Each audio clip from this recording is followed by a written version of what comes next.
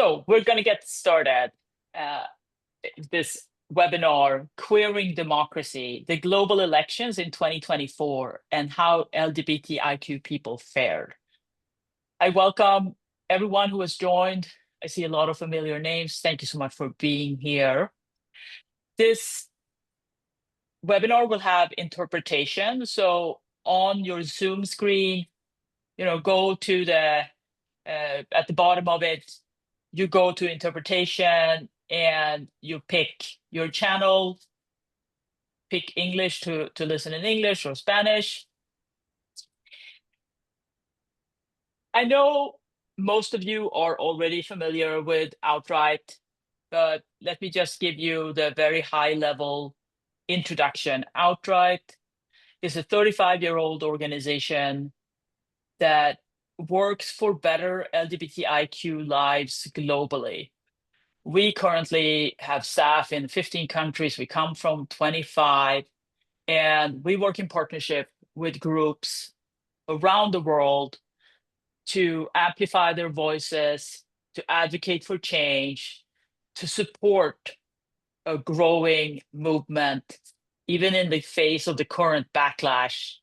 And whenever we get the chance, we celebrate the progress that we're making, which maybe in 2025 and maybe also in 2024 sometimes seems a little bit more difficult. But let's not forget, so around the world, there are many places where we do make progress. And even in the face of the most brutal backlash, we can still move forward. Because, we don't have any other choice, right? This is about our lives. So that's what we have to do. And today, we're going to learn about what the super election year 2024 had, the impact it had on LGBTIQ communities around the world. And so let's kick it off. I'm going to hand it over to my colleague, Alberto de Belaunde, to take us forward. The floor is yours, Alberto. Thank you very much, Maria. I'm really happy to be here. I'm Alberto de Belaunde, Director of Queer Legal Futures at Outright International, and I'll be moderating today's webinar. We are delighted to see such a diverse audience joining us from around the world. I also like to remind everyone, as Maria did, that we have simultaneous interpretation available from English to Spanish, so please make sure to select the language option that works best for you. To get us started with the key findings of the report, I'm pleased to introduce my colleague, Venus Aves, a program assistant at Outright International, who is stepping in today on behalf of our Senior Director of Law and Policy Research, Nila Ghoshal. Venus, over to you. Thank you so much, Alberto, and thank you everyone for joining us today. We are thrilled to present our new report, Queering Democracy, the Global Elections in 2024, and How LGBTIQ People Fared. I'm Venus Aves, a program assistant at Outright and one of the lead researchers of this report. This report is more than 200 pages long, one of our biggest yet, and it would not have been possible without these colleagues and, of course, the 45 LGBTIQ organizations and the nearly 70 individuals who shared information. Our report on the super election year of 2024 was developed after Outright, IFES, and Synergia launched the GLIDE initiative for LGBTIQ inclusion in democracies. It also came at a critical moment of democratic backsliding around the world, as demonstrated by these shocking figures on your screens. And while the research was underway, we had already published a 2024 GLIDE landscape analysis, which revealed the barriers faced by LGBTIQ people to civic and political participation. This report also builds on related reports by UNDP and the UN Independent Expert on Sexual Orientation and Gender Identity. And as our GLIDE landscape analysis showed, across the board in all regions, LGBTIQ people perceived some form of barrier to voting, ranging from discrimination, violence, and the lack of legal gender recognition to systemic issues that are further compounded by discrimination. The super election year of 2024 presented a unique opportunity to examine the state of LGBTIQ inclusion in democracies. More than 1.5 billion votes were cast in at least 89 countries, home to almost half of the world's population, including the 5 largest democracies. We looked into how diverse contexts enabled or restricted LGBTIQ people's participation. We initiated research on 77 of the 89 countries that held elections in 2024 and focused primarily on major elections or those involving the entire voting population. And in the end, we found sufficient data on 61 of these 89 jurisdictions, including 60 countries in the European Union, which we present in 11 in-depth case studies, 12 shorter snapshots, and 38 general entries. Among our key findings were the following.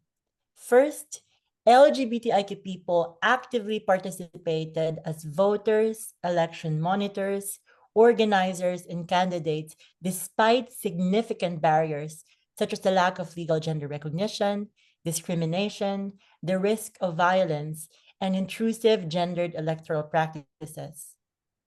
Second, politicians put hate on the ballot. In some contexts, such as in Ghana, elections became a race to the bottom, and I quote, a competition of who was the most homophobic. But third, queer people showed up to defend democracy. In the face of organized attacks, LGBTIQ people joined mass pro-democracy movements from Bangladesh to Turkey. And one of these barriers is anti-LGBTIQ political rhetoric. Of the 60 countries we investigated, at least 51 countries, political actors negatively use LGBTIQ issues in campaigning, which in some cases amounted to hate speech and incitement to violence. And in at least 27 countries, the specific terms gender ideology, woke, and other related terms were explicitly used by politicians to demonize equal rights.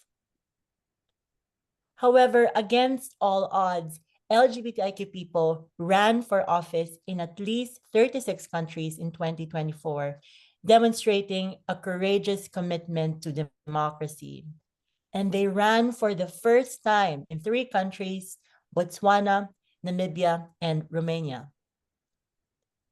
In Botswana, 5 years after the repeal of a colonial-imposed sodomy law, 2 openly queer candidates ran for the first time. One of them was Dumi Gacha, a non-binary activist. Despite the rising anti-gender movement and the immense struggles they faced as an independent candidate, they asserted their place in democracy, telling outright, "There's nothing wrong with me wanting to participate in this democracy." Our report also looked into the specific barriers faced by trans people. Despite misgendering by polling staff, which led some of her friends to avoid voting, Nelly went out to vote. She told outright this powerful quote, saying, "It is important that I'm in that room. My vote will make a difference." And I'm happy that indeed my vote did make a difference because now we have an option of a human rights government. In Georgia, against the weaponization of moral panics, LGBTIQ people creatively use strategies such as bike rallies, visits to nightclubs, and a collaboration with dating app Grindr to encourage LGBTIQ people to vote. After the elections, they were at the forefront of daily protests against electoral fraud, bringing an ethic of collective care, providing first aid kits, food, tea, and places to rest for fellow protesters. The Georgian experience is that democracy and LGBTIQ inclusion go hand in hand. In the report, we offer many recommendations based on our research, calling on all relevant actors to include LGBTIQ people in election and democracy safeguarding work. I don't have enough time, but here are just a few examples addressed to various actors, including electoral management bodies, election monitoring and observation organizations, national governments, political candidates and parties, donors, LGBTIQ organizations, and other civil society organizations working on democracy and elections. There is a lot more that a report covers in all its 210 pages. So we invite you to access it through the QR code on the screen or the links that we will send in the chat box. We hope this would be used as a tool in our struggle for greater democracy, rights, and equality. Thank you so much. Thank you, Venus, for that excellent overview. And to complement the report's finding, we will now hear from our panelists about experience lived in their own electoral contexts. Each speaker will have around 4 minutes to respond to this first round of questions. And I'll be the bad guy in charge of interrupting them if they go over time. So first we'll begin in Ghana with Solomon Atsubia, Executive Director of Vera. Solomon, the report shows how anti-LGBTIQ narratives were used by politicians to deflect from governance failures. From your perspective, how and why did 2024 become an electoral competition in Ghana over who was the most homophobic candidate? Thank you very much, Alberto, and then greetings to everyone. So the 2024 elections in Ghana revealed a painful truth. When politicians have no answers to the country's economic hardships, corruption, and governance failures, they tend to scapegoating. They actually tend to scapegoating. And in 2024, it was not just scapegoating. It became an outright competition to prove who could be the most homophobic. And so, as seen on the slides, let's go to weaponization of morality. Alberto, yeah. Yes. So both major political parties in Ghana, I mean the New Patriotic Party and the National Democratic Congress, weaponize family values rhetoric as a campaign tool. And you realize that at the National Democratic Congress final rally, the MP, Sam George, urged voters to vote for Mahama to sign the anti-LGBTQ plus bill. And you observe that crowds were incited with chants of no to Trumu Trumu, to wait no to LGBTQ plus rights. And this is actually a slur for LGBTQ plus persons in Ghana. And the NPP's presidential candidate, in the person of Dr. Mahamadou Bawumia, responded in kind, pledging in a church gathering that he would sign the bill without hesitation. And so this actually transformed LGBTQ plus rights into a litmus test of loyalty and not to democracy, but to prejudice. And when you proceed to the misinformation slides, you see that there were a lot of campaign ads that were spreading lies and sensationalism. And so you realize that the National Democratic Congress materials falsely claim LGBTQ plus people were marrying animals. And then you realize that the New Patriotic Party also resurfaced a decade-old clip of President Mahama speaking about HIV stigma to smear him as pro-LGBTQ plus. And so these actually weren't fringe outbursts. They were official campaign tactics, which were deliberately stoking fear. And then deflating from the rare issues, you realize that Ghana went into these elections with spiraling inflation, youth unemployment, and corruption scandals. Yet, one would think instead of debating economic recovery, both parties competed to outdo each in queerphobia.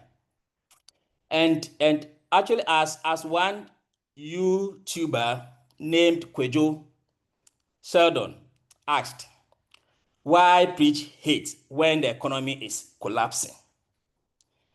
And his words actually echoed the reality. And you realize that anti-LGBTQ plus narratives became a smoke screen to avoid accountability from the government.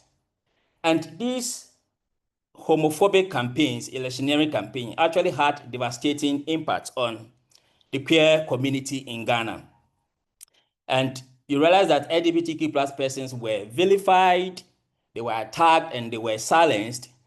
And then the campaign itself created a very hostile climate of fear. And then fear deepened amongst queer Ghanaians. And even where people are being perceived as queer, then they were being targeted as a result of this hostile campaign. And it was actually no longer just a political debate. It was sort of people's lives and safety in the line. And so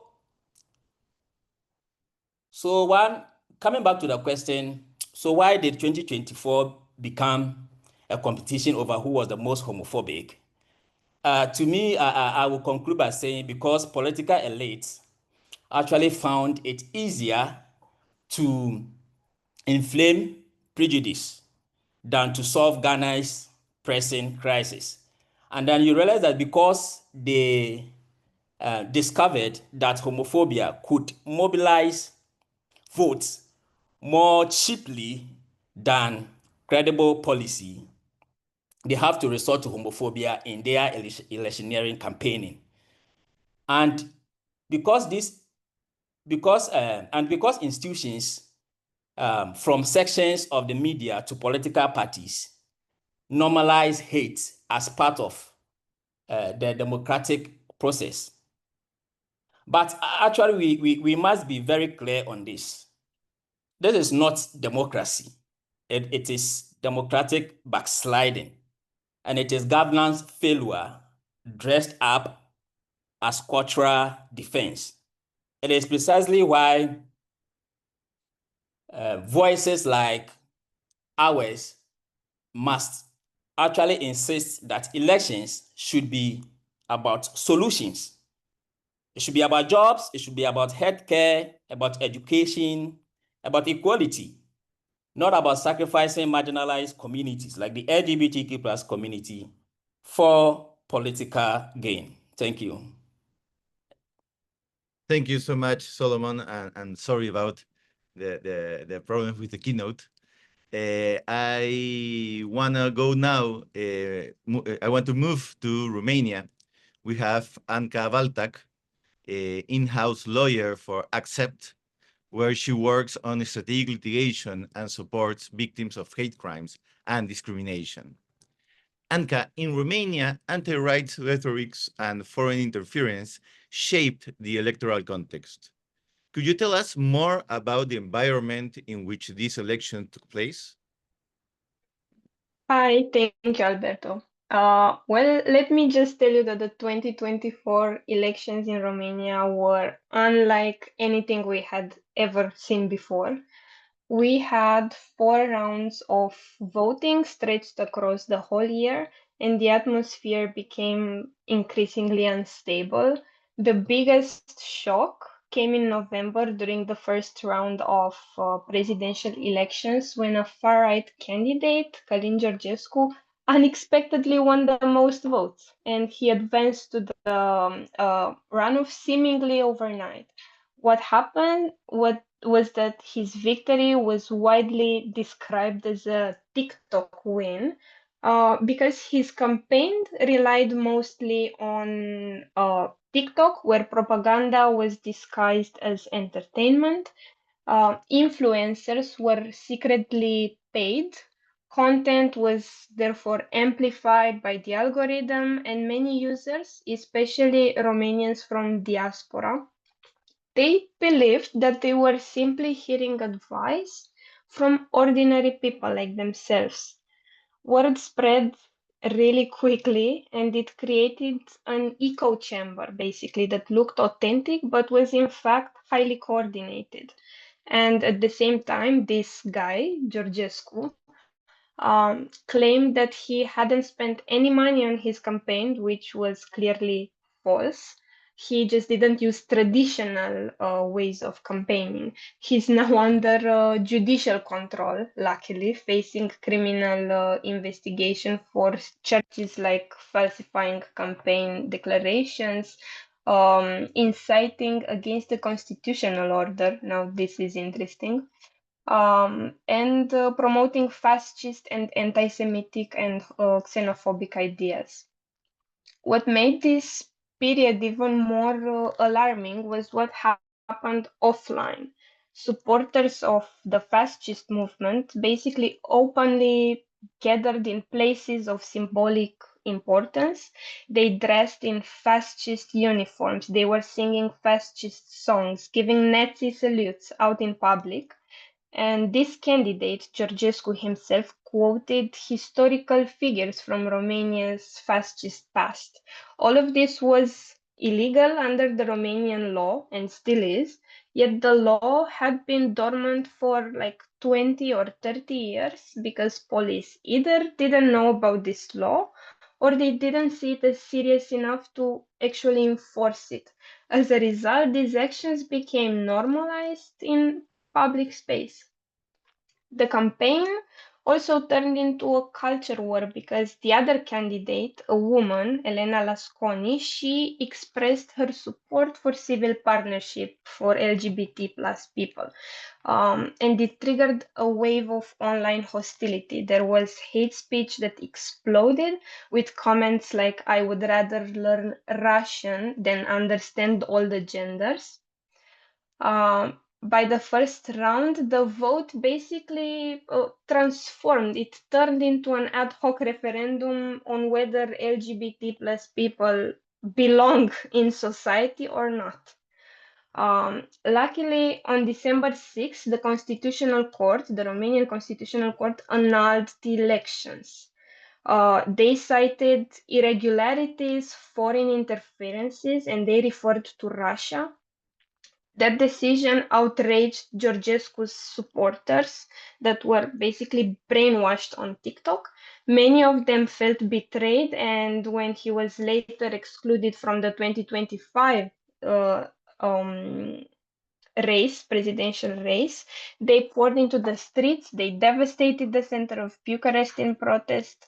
Fortunately, in the new elections of 2025, the pro-European candidate won against the leader of Romania's extremist party because, as I said, Georgescu wasn't allowed to run anymore. The fight was extremely close, and it showed just how fragile the democratic space has become. And now, because I don't want Alberto to be the bad guy, I will stop right here. Thank you so much, Anka. I was starting to worry that I was gonna be the bad guy, but thank you so much for being in time. Now we go to Mexico. We are joined by Mafer Arceo, a lawyer, activist, and spokesperson for LGBT plus Rights Mexico, with experience as a candidate in Yucatan. Mafer is gonna speak in Spanish, so you can switch to English in the Zoom option. Mafer, you ran as a young LGBTIQ woman candidate. What barriers did you face personally, and how did your identity shape both the obstacles and opportunities in your campaign? Muchísimas gracias.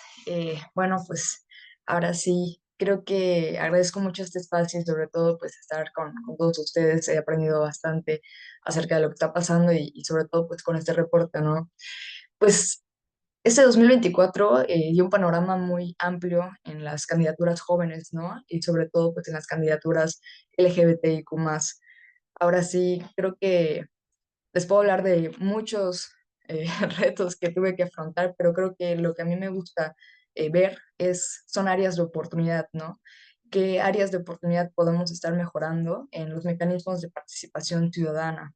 Es algo que a mí me interesa mucho porque cómo involucramos a más juventudes y sobre todo juventudes LGBT en participar en una vida democrática y en una vida política sin que, pues ahora sí, en el contexto actual de México, con todos los partidos políticos que ahora sí ya tienen un hartazgo en la gente, cómo podemos llegarles y entender que también nosotras y nosotros y nosotros somos parte de esta vida pública, ¿no? Creo que los retos que había enfrentado, si bien ahorita estoy en un espacio político en el cual puedo crecer y puedo desarrollarme de una manera más inclusiva dentro de este espacio, al salir a hacer campaña, creo que nos faltó mucho las herramientas adecuadas para cómo llevar una buena campaña y cómo es esa aceptación. Igual siento que surgieron muchas preguntas en mí y en mis compañeros en ver que el piso no era parejo en cómo podemos competir, ¿no? Les cuento, yo no vengo de este círculo político, yo vengo del activismo. Entonces, cuando salto a la vida política, lo hago con causa, lo hago con el saber que no es una meta el ahora sí ganar, sino yo estoy aquí para visibilizar las causas, visibilizar los problemas, las problemáticas que estamos teniendo, pero al mismo tiempo también me pregunto, ¿hasta cuándo es esa visibilidad? Porque si no tenemos el piso parejo y solo vamos a estar visibilizando, entonces, ¿realmente esa es la meta que queremos llegar? ¿O queremos realmente tener representación de personas LGBTIQ+ en cargos de elección popular? Personas que realmente sí trabajen la agenda. Porque algo muy específico que pasó acá en México son estas candidaturas usurpadas, ¿no? Que pues personas que no pertenecían a la población LGBTIQ+, pues ahora sí decían que sí. Entonces acá vemos dos partes muy específicas en México donde la violencia está al orden del día en las personas de la población LGBTIQ+, pero al mismo tiempo las personas que no pertenecen agarran ese privilegio para poder hacer campaña y optar esos votos que vienen de la población LGBTIQ+. Entonces creo que los retos que he enfrentado y enfrenté en campaña son los mecanismos de participación, cómo podemos mejorarlos para que sí tengamos un piso parejo con las demás personas que están siendo candidatas, pero también a nosotras, cómo podemos realmente tener estas herramientas para llegar al público objetivo y que podamos ser una candidatura viable. Porque si bien yo le comentaba a Alberto y también en el reporte, yo me metí en esta candidatura porque quería ser visible, porque quería que más personas entendieran que la política no es lejana, que en las instituciones que tenemos que creer, también hay personas que pues ahora sí refuerzan esta democracia, pero al mismo tiempo yo creo que es en un conjunto de cosas que tenemos que estar pues ahora sí desenvolviendo, ¿no? Yo siempre he dicho, creo que tenemos que trabajar de la mano de sociedad civil, del gobierno, de las instituciones y también de la esfera privada, ¿no? Cuando hacemos este triángulo y vemos, pues ahora sí, aliados y aliadas que nos quieren, pues ahora sí, ayudar a empujar esta agenda, ahí es donde empezamos a ver, pues con mayor claridad que estos retos son áreas de oportunidad y sobre todo mejoras, ¿no? Entonces, creo que como joven, mujer y sobre todo de la diversidad sexual, sí hubo momentos en los cuales sí hubo mucho desánimo, pero al mismo tiempo creo que lo que siempre me había estado recordando es el por qué estamos acá, ¿no? Y muy bien lo comentó María, no estamos acá porque queremos más derechos, realmente queremos los derechos que necesitamos, que pues ahora sí estén eh, pues queremos, ¿no? Entonces ya creo que ahí voy a parar antes de que Alberto igual pause. Muchas gracias, Maffer. Thank you very much, Maffer. Next is Arvi Bastian, Executive Representative of Free and Equal Rights in Indonesia. with over 2 decades of experience at the intersection of gender equality, climate justice, and democracy. Arvi, Indonesia's 2024 election took place amid democratic backsliding and anti-LGBTIQ rhetoric. What were the main barriers that sexual and gender diverse communities faced in exercising their electoral rights? Thank you, Alberto. I would like to share some experiences relating about the Indonesian 2024's electoral processes. As everyone's may know, that Indonesia is one among the others largest country, and then top five, not big five of the democratic countries, as it is on the news. Yeah, what have been mentioned that we are on a backsliding of the democracy itself, and then a lot of the anti gender and also anti LGBTI policies have been produced in the country. For example, the capital city of Jakarta, it's quite big to hold the agglomeration of the other cities. Jakarta, uh, despite that, Indonesia is not prohibiting of the LGBTIQ in the constitutional. However, the others provinces or regions or locations are promoting of anti-gender and also anti-LGBT policies. For example, Jakarta has the neighbor cities of Bogor. Bogor already produced anti-LGBTIQ policy. So when we talk about the barriers, actually that the government itself already put in place of the anti-LGBTIQ policies. In the capital, it sound okay, but in the other region of Indonesia, especially for the location who apply for the Sharia law, it is impossible for LGBTI to enjoy the full right of being in the democracy processes. And then not about that as well. Uh, I can share some experiences. Also during the election processes, I have to um, good news about that. One candidate from the Jakarta area, area, it's running as the in the parliamentarian of the Jakarta region, and the other one from the east of Indonesia, one of the transgender woman also running for the parliamentarian in their region. But the sad story, despite the Jakarta is more open rather than the others region of Indonesia, this candidate itself, he cannot go to be one of among the others to be elected on the electoral processes in Jakarta region. While luckily, our fellow from the transgender women in the eastern of Indonesia had been on the list. He was on the list, which means that the processes it was there, rather than the one that we thought that in Jakarta will be more open-minded and then will be more accepting about this candidate that's coming from the LGBTIQ communities. So um, the barriers itself, because of a certain or a certain from the political party itself or from the society, from the area that can accept of the LGBTIQ representation among themselves. It's supposed to be that we push it forward. However, it's again about the willingness of the political party, if they can recognize about the LGBTIQ right in Indonesia itself, because it is not so many of the LGBTIQ during the 2024 electoral processes that are able to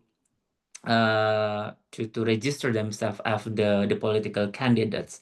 like the story that we heard from the other from our friends, that they can run.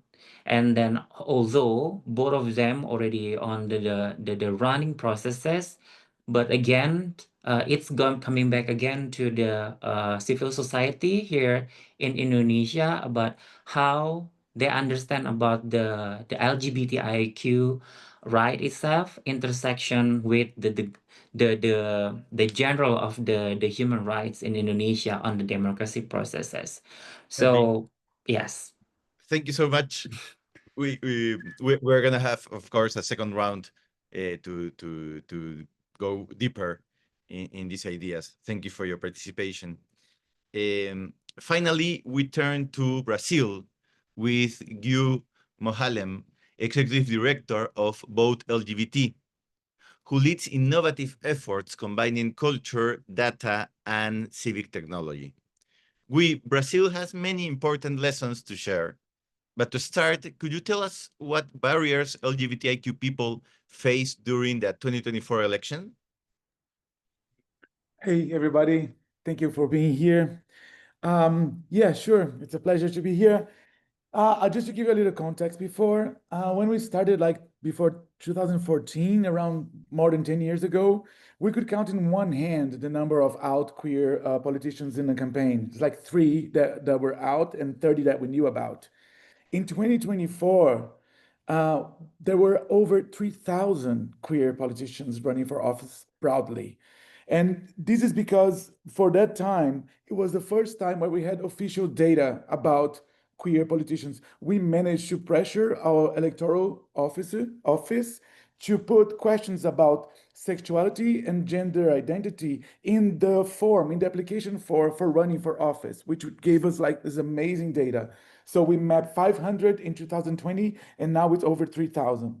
But with that, so what we knew is that this became like a cultural shift. What was before like electoral suicide to say that you're queer, so everybody who were queer did not say that.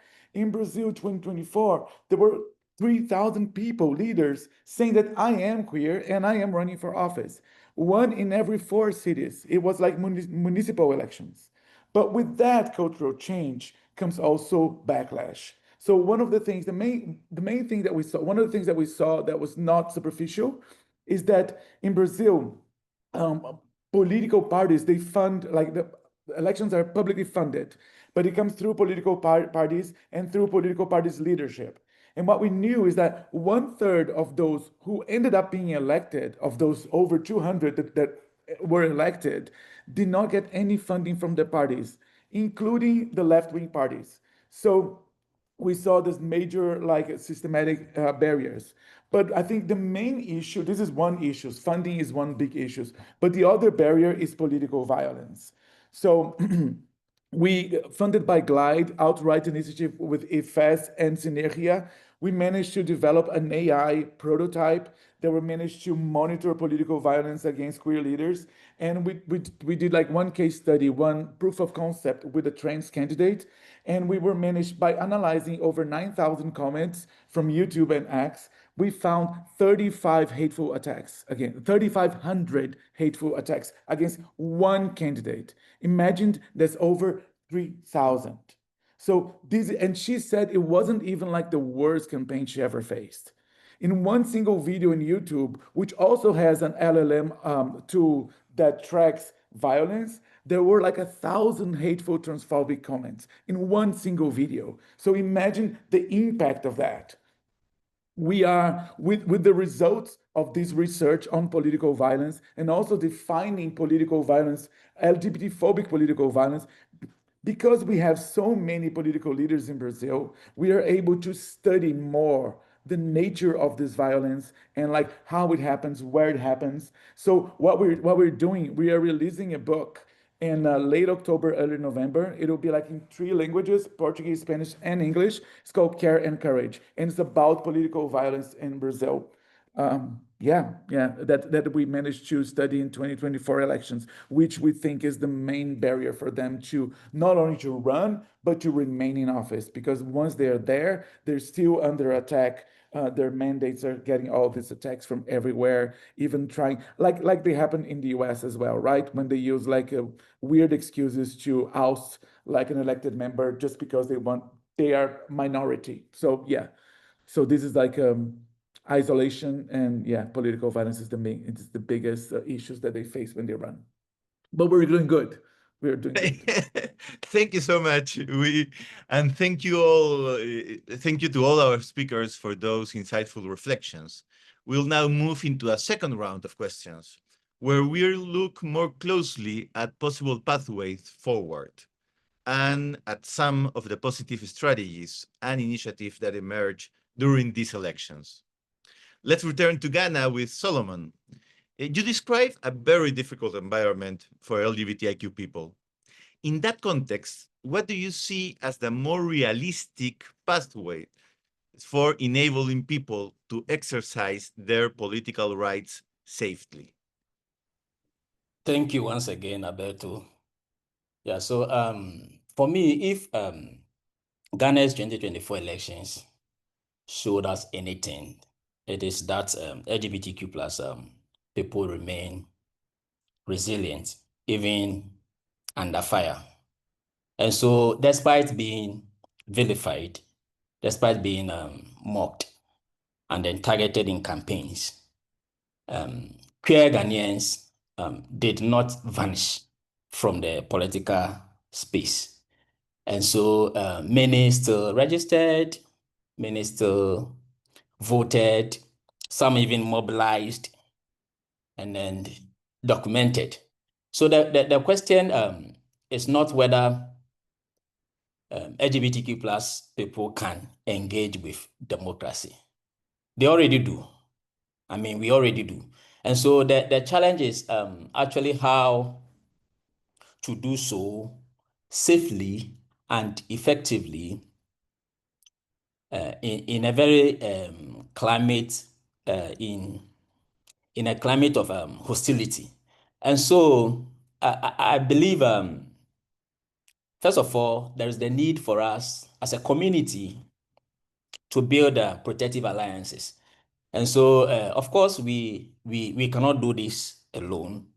And then LGBTQ plus Ghanaians must actually build broad coalitions, which will be in line with civil society and even the media allies and even some faith leaders and human rights defenders. And so I recall as programs and advocacy manager for Ratify Ghana then, we actually monitored in our monitoring of hate speech.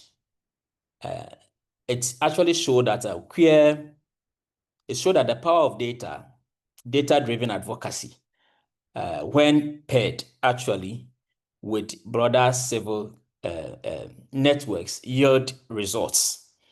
And then also, I also think there will be the need for the use of the law and institutions strategically, in a very strategic way. And so you observe that in Ghana, even when parliament weaponized morality, the courts actually created openings. And so you realize that in Ghana, there were a number of legal challenges, I think about 4 or 5 of them, that actually delayed the Ghana's anti-LGBTQ plus bills enactment, and then bought time for purposes of advocacy. And so I think continuing to engage the judiciary, which is, I know, of course, is a very difficult task. But then continuing to engage the judiciary and then the Ghana's Electoral Commission and then some other human rights bodies is very essential in this fight. And it is not because they are perfect, no, but because they actually remain pressure points for purposes of advocacy. And so Again, there is also the need for us to harness digital tools and counter narratives. And whilst at Ratify Ghana, I mean, we did, and then we continue. Ratify Ghana continue to do great work in countering, narratives. And so politicians mostly use disinformation, like I mentioned in my earlier presentation, to Thank you. paint. Yeah, We are up with time. that's I'm, fine. I'm That's sorry fine. to Yeah, be thank the you. bad guy. I'm suffering with this role, but thank you. Turning again to Romania, Anka, we know there was a successful effort with the electoral management body. Could you share what that consisted of and what difference it made in practice? Yes, of course. Thank you. Well, one of the most positive developments during this turbulent electoral cycle, besides the pro-European candidate winning, was our engagement with Romania's Central Electoral Bureau, which is the national body that oversees elections. Earlier in 2024, on behalf of Accept, which is the organization I work for, I drafted and submitted a guideline on respectful interaction with transgender voters. This was needed because for years, trans people in Romania have faced humiliating treatment at polling stations. This is because their appearance often doesn't match the gender marker on their ID documents, since Romania still lacks a clear, predictable, transparent, and fast legal gender recognition procedure. It is possible, but it's arbitrary and it does not comply to human rights standards, as said but by the European Court of Human Rights. And this legal gap, creates real obstacles to exercising basic human rights, such as the right to vote. This guide offered very concrete recommendations how polling station staff, IT operators should conduct the voter identification in a way that respects privacy, dignity, and non-discrimination. So just basic stuff, actually. It was officially supported by the Romanian ombudsperson, and then they forwarded it to the Central Electoral Bureau. And this electoral bureau, issued a circular, and they distributed the guide nationwide to all county electoral bureaus, asking that it be applied during the June elections at first. And this was a historic moment, actually. It was the first time a national electoral authority in Romania formally acted to protect the voting rights of trans people. Of course, this decision triggered backlash. We had far-right politicians mocking the measure online, saying it would allow men wearing lipstick to vote unchecked. There was also a Christian NGO that was accredited as an election observer that demanded the circular to be withdrawn, and they accused the Electoral Bureau of promoting the so-called gender ideology. What was actually remarkable was that the Central Electoral Bureau stood firm. They issued a press release. They clarified that elections must uphold human rights, including non-discrimination, and they clarified that voter ID checks remained in place, but had to be done respectfully to prevent harassment and hate-motivated behavior. The impact was greater than we had expected, because during the next rounds of elections, many trans voters reported feeling safer, more respected at polling station. We also ran an emergency call center, so anyone facing problems could reach us directly. We would intervene. Media coverage was great. It helped raise public awareness, and the most important thing is that the Electoral Bureau went further for the next rounds of elections, and including the presidential elections from this year. They formally integrated our recommendations into their official rules. which means that now respectful treatment and privacy protections for everyone, and specifically for trans voters, are now part of Romania's electoral framework. Thank you so much, Anka. That's wonderful news. Back to Mexico, Mafer. The rainbow quotas in 2024 contributed to a record number of LGBTIQ candidacies. Tell us more about how that played out and what other actions might have supported broader participation. Muchas gracias, Alberto. Creo que en este 2024 vimos aquí en México algo bueno, pero también con una mirada para su estudio, ¿no? Sí hubieron muchas candidaturas LGBTIQ+, como estas cuotas arcoíris, que yo totalmente estoy a favor de ellas. Creo que necesitamos abrir más espacios para que más personas de la población LGBTIQ+ tomen esos espacios. Pero las cuotas arcoíris también son mejorables. Creo que todo es mejorable y creo que el 2024 nos dio apertura a ver en qué podemos pues, seguir avanzando, ¿no? Y en este sentido, lo que vimos es que si bien hubieron estas candidaturas, no todas, como ya les había comentado, eran de personas de la población LGBTIQ+, ¿no? Estaban usurpando candidaturas con pues ahora sí, el simple decir que eran parte, ¿no? Y claro, uno no nace y tiene su certificado de, soy LGBTIQ+, ¿no? No tenemos como algún certificado que nos avale que somos parte, ¿no? Si bien la autodenominación de nosotras, pues con eso es válido, ¿no? Pero creo que también tenemos que estar, pues ahora sí, mejorando esos mecanismos de, como les había comentado, de participación, para que no pasen estos temas. Y justamente con sociedad civil, yo he estado platicando, he estado pues rebotando ideas de cómo podemos estar haciendo estos espacios, pues ahora sí, seguros, pero sobre todo, pues que sean buenos para el ejercicio democrático que estamos realizando, ¿no? Y en ese sentido, pues sí queríamos, pues estábamos platicando en poner ciertas barreras para que las personas que sí lleguen, sí sean parte de, y no simplemente decir, pues soy, sino que has trabajado. Muchas personas cuando dicen, pues soy parte de la población porque quiero esta cuota, sí, pero creo que también es muy importante saber que cuando estamos compitiendo para un cargo es porque queremos realizar algo destinado a ello, ¿no? Creo que también hay que ser muy conscientes de que cuando estamos ocupando este cargo, si bien es muy bueno la visibilidad, pero también tener y empujar una agenda.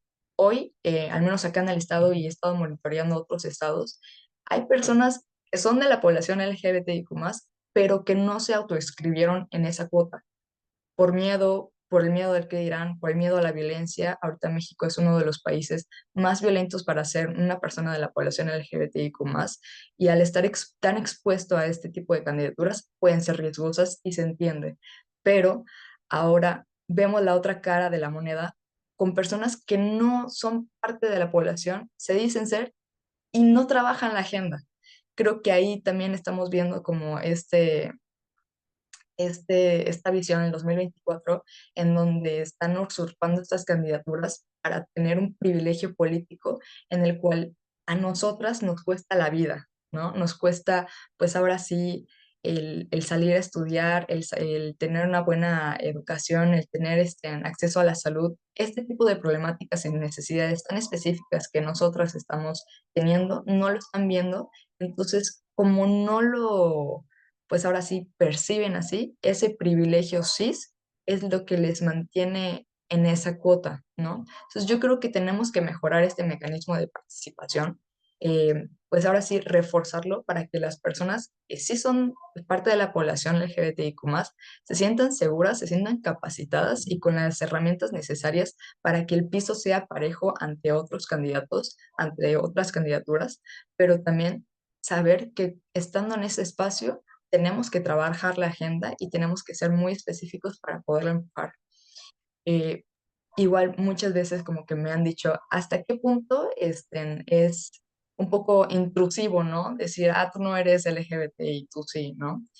Pero creo que ahí viene el sentir de qué cosas hemos trabajado porque cuando estamos en una posición política, no estamos jugando, no estamos siendo influencers, no estamos siendo personas que simplemente queremos el spotlight o el estrellato, ¿no? Realmente es porque necesitamos estos espacios para la representación, porque cuesta. Gracias. Gracias, Mafer. Gracias, Alberto. Ahí ya cierro, es contundente. Thank you so much for your answer. Now let's go to Arvi. In Indonesia, despite the serious challenges you outlined, there were still strategies that help communities to engage in the electoral process. What initiative proved effective in supporting sexual and gender diverse people to take part? Thank you, Alberto.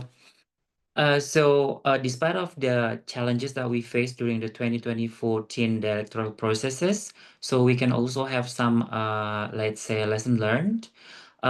Those candidates that run for as the political leaders, they built their communication or the social networks with the constituencies and also the other community leaders, such as the religious leaders. Because here in Indonesia also we have Indonesia is one of the biggest Muslim population in the world, but we also have the Muslim ulema, and then a part of the Muslim ulema we have the women Muslim ulema, which is quite more open-minded rather than the general ulema. So it's one of the strategies that we are trying to incorporate how that we introduce these political leaders and then the political rights of the sexual and gender diverse individuals in Indonesia. So they thought their initiatives or what they want to share about the LGBTIQ rights can be heard or at least recognized by this kind of the community leaders or the religious leaders. And then the other things that we might have had so far from what we've done, also voicing up these political leaders into the social platform, such as yes, I was hearing that in Romania it's all through the TikTok, and then we are in Indonesia using the other social media such as the podcasts. So we introduce them, we invite the political leaders, and then we discuss about the LGBTIQ rights, and then what's their role in Indonesia, and how we can address what's going on in the society, and then how can we fit about the initiative that the LGBTIQI leader candidates can go forward. And of course, with the support of the women's organization, and then also a very open-minded society, that we are always trying to enforce this kind of issue among them.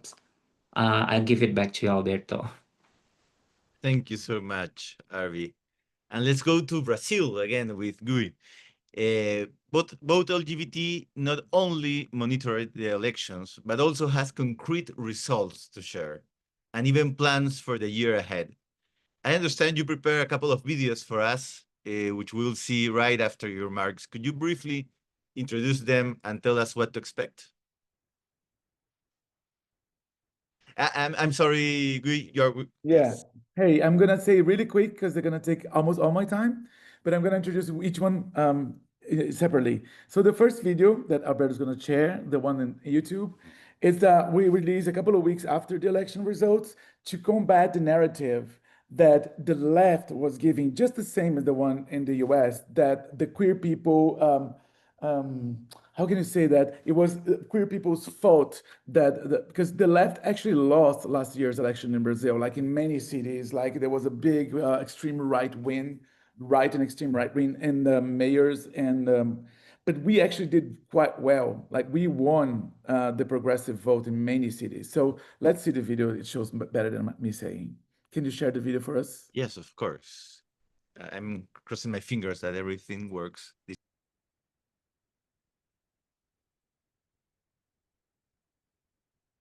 Audio. The 2024 elections were historic for LGBTQ communities in Brazil. We have more than double the number of LGBTQ elected officials. There are over 200 elected leaders in more than 180 cities across 21 states. Incredible, right? In the 13 state capitals where we elected 28 leaders, 22 are women. And here's the thing, 15 of them are Black and 5 are trans. In 2024, LGBTQ candidates received more than 1,750,000 votes nationwide. Beyond numbers, what we see is a horizon of hope in the face of the rise of the anti-democratic far right. In the progressive field, the highest vote getters in various cities, including capitals like São Paulo, Rio, BH, Natal, Florianópolis, and Palmas, were LGBT women, many of them Black and some of them trans. These victories shows us that change is on the rise. And LGBTQ voices are leading this transformation.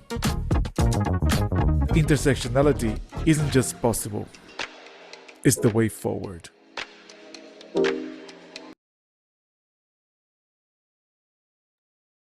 Thank you, thank you. Thank you for all the reactions, like this warms our heart. So the next video is about our strategy for the next year's campaign. It's gonna tell more. It's our strategy to actually, when we started with the mission of getting people elected so we can actually fight for our rights. But when they got there, they couldn't fight for our rights because like 4 in 500, so they can't do much with that. So what they're doing, they're bringing queer innovation into politics and changing the life of everyone. So our mission as Vote also changed with that. So now we're mobilizing queer technologies, politics, and cultures to fight for full citizenship for everybody.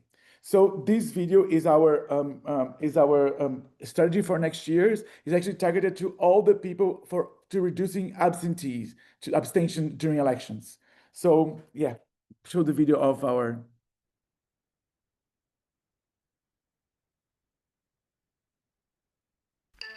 Em 2024, mais de 32 milhões de pessoas deixaram de votar. As eleições de 2022 foram decididas por menos de 3 milhões de pessoas. A abstenção é um problema real, porque a gente termina com representantes que a gente não reconhece, o que só afasta mais as pessoas da participação política, da participação democrática. Para que eu vou votar se no fim eu olho para o Congresso e eu não me reconheço naquele espaço? Nas próximas eleições, brasileiras e brasileiros vão decidir sobre o futuro do clima, da tecnologia, das condições de trabalho, da soberania nacional. A gente não pode abrir mão de opinar sobre esses assuntos. A gente não pode abrir mão de usar esse poder que a gente tem.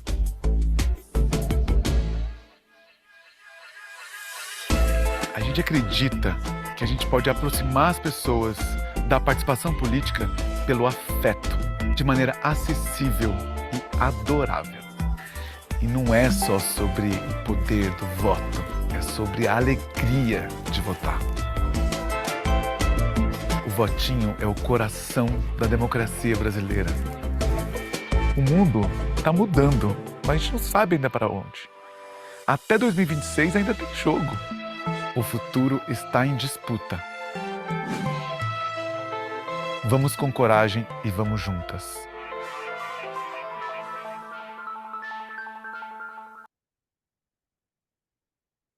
My time's up. Back to you, Roberto. Thank you. And I'm going to ask you later if you were the guy inside Botinho dancing. You don't have to answer that right now. Let's keep the mystery. Thank you all. Thank you to all our panelists for sharing those perspectives. And to close, before questions and answers, we want to step back and look at the bigger picture. For this, we turn to Regina Wu, Senior Global Gender Advisor at the International Foundation for Electoral System, which works worldwide to strengthen electoral processes and democratic institutions. Regina, based on today's discussions and the IFES own experience, what good practice have you identified that could be replicated to better safeguard the human rights of LGBTIQ people in elections? Oh my goodness. Well, thanks so much, Alberto, and to my colleagues for just the incredible presentations. And I think making my job of saying something more interesting than that really, really difficult. But I do think we've seen a really, really impressive snapshot of best practice on this panel, including a lot of what is highlighted in your report. It emphasizes and reinforces much of what we found in the GLIDE landscape analysis that was referenced, I think, by Venus, and that came out in the middle of last year before even a number of these election results were in. So I think maybe the first takeaway, not just from this, but from IFAS's experiences around the world, and just so clearly demonstrated by our colleagues, is that the LGBTI community is doing so much. They are the experts on the ground and that the international democracy community should be working with them, learning from them, supporting them, funding them, and taking their leadership and their guide in how to proceed in local contexts. And I think that's for me probably the thing that I could say the most is that the expertise is clearly there. There is so much creativity. There is so much resilience, as Solomon emphasized. And there is so much good practice going on around the world by these colleagues and literally thousands more that they're helping to represent today. So it is essential for the broader democracy and elections community to take on this issue, because the forces that we're seeing on the other side that were so ably illustrated here are fundamentally anti-democratic forces. So we should all care about what is going on in places around the world where we're seeing democratic backsliding, where we're seeing autocratization. Very often what the harbingers of those movements are attacks on vulnerable communities, including the LGBTQI plus community. And the solutions and the creative ideas about how to push back are also coming from the LGBTQI plus community. So, that's what IFAS is always trying to do. We like to encourage and are hoping to see more colleagues across the broader democracy community come into this space. Some of the things that I think I'd like to highlight from what our colleagues have said, one is that the work that IFAS does is very often with electoral management bodies, right? So Anka's example was really, really powerful of the different ways that that civil society can and should be engaging with EMBs, and that where EMBs should be taking on the expertise of civil society groups and advocacy organizations about how to engage on LGBTQI plus issues. So for example, exactly the type of guidance being provided to poll workers and to parts of the electoral management body about how they should be providing a safe and dignified environment for everybody to be able to vote. And very often there does need to be really specific examples provided and guidance about what that means for specific populations. The trans population, I think, is a particularly good case, because sometimes people show up at a poll, they don't have identification that matches their presentation, that matches their gender identity, and then they're facing huge barriers in trying to vote as a result. I think we're seeing, we've had some success in working with EMBs in making some of those changes themselves. We encourage, local organizations to reach out to EMBs and vice versa in terms of voter engagement. Really creative and powerful examples, like we saw from Guy, about how you go about engaging people in a way that inspires them to want to vote and to want to participate. And making sure that the folks who are actually running the elections and running polls have received training, and also the folks who are providing security at polling places have received training about how to protect everybody in this process. So those are some of the concrete things that we like to see and to encourage, both on the part of the electoral authorities, because they have a responsibility to do this, and also encouraging civil society organizations to engage on these issues as well. And then one other thing I would want to pick up on that I know Solomon mentioned, and I think Arvi mentioned as well, is the need to work in coalition. So that I think it's more effective when we see these intersectional coalitions coming together. And this was also in Guy's last video.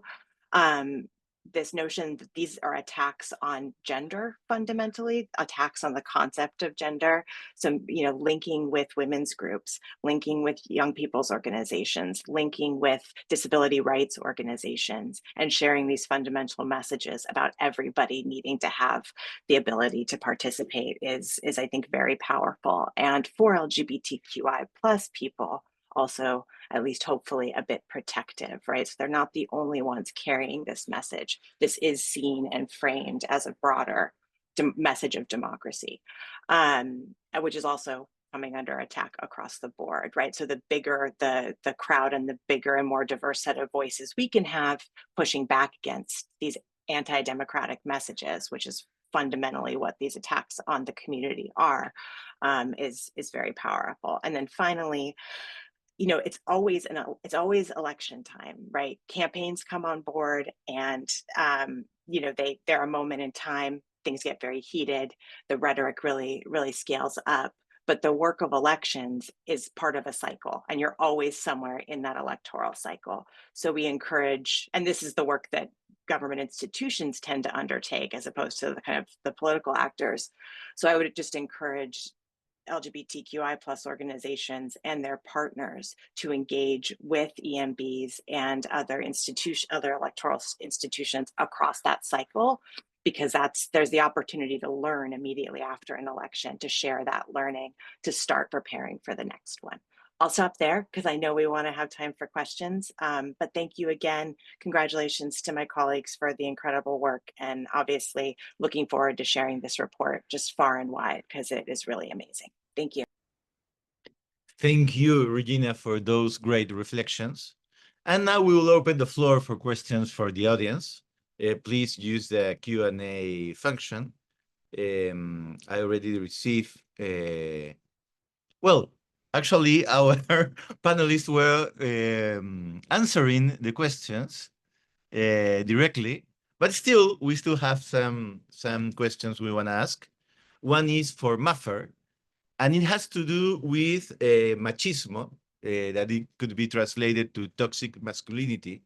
That is still a problem in a lot of countries in South America, mine included, Peru.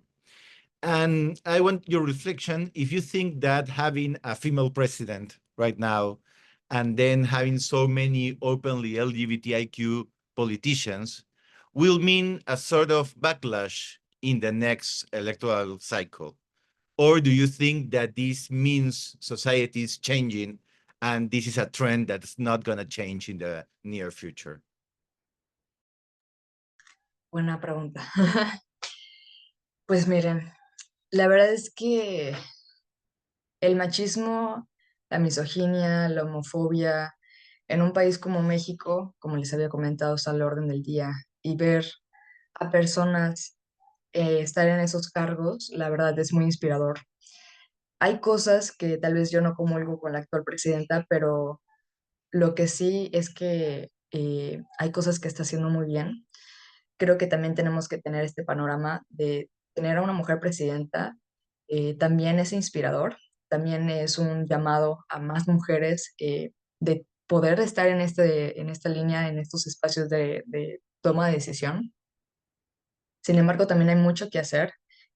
Como les había comentado, el llegar no es simplemente, pues llega y ya, ¿no? Creo que también hay que romper muchos techos, también tenemos que tomar en cuenta mucho el tema de las interseccionalidades, algo que ella, al menos la presidenta siempre repite, es como, llegué y llegamos todas, ¿no? Pero no es así. Creo que también tenemos que desmenuzar mucho esta idea de que si bien cuando una persona LGBT o una mujer llegan a algún cargo, no es que lleguemos todas o todes, si bien es inspirador, pero también no es solo llegar, es abrir más camino a las demás personas. Entonces creo que eso hace falta, creo que hacen falta políticas públicas para que se pueda, ahora sí, abrir más el camino para más personas que puedan llegar con las herramientas necesarias, capacitadas y formadas, y sobre todo en un ámbito pues, más seguro, ¿no? Ahorita la violencia eh, es pues bastante difícil en este contexto político mexicano. Sin embargo, creo que es inspirador y sí le agregaría que tenemos que trabajar muchísimo más en eso y sobre todo, ahorita se me fue quién lo había especificado, pero la recolección de datos y las estadísticas para hacer políticas públicas son importantes y creo que en estos espacios también son necesarios pues seguir trabajando el tema de la data, ¿no?